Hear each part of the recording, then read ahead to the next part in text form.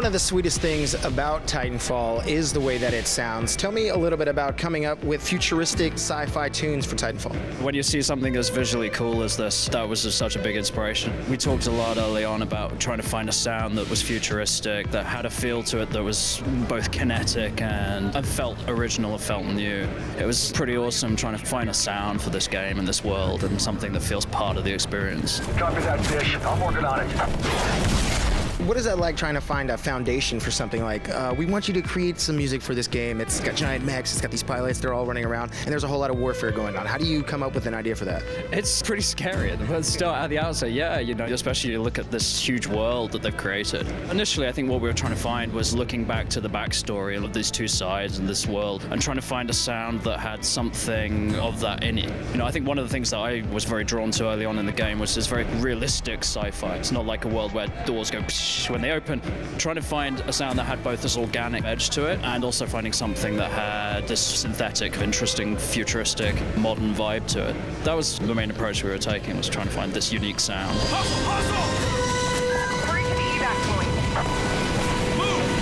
How do you feel being a composer getting to see a lot of this cool, awesome video game that people won't even get to see for months on down the road when they first show you, and you're like, well, I got some sneak peeks? Yeah, it's really hard. The first time you see it, you want to say, everyone, this is the coolest thing ever.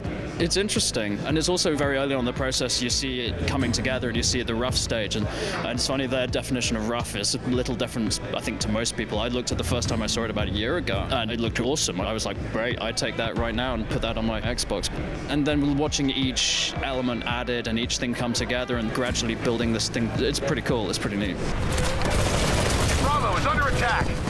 Do you get to just play like the quiet version of the game? Do they just show you with it doesn't sound like anything? You're just like, here, this is what it could sound. Make it sound like something. Well, you do. I mean, you see it in all its stages, and often they'd make me little gameplay videos of what particular map would be looking like and trying to get inspiration of what the sound might be. But particularly color. If a map's darker visually, you might want to go for something that's actually musically darker.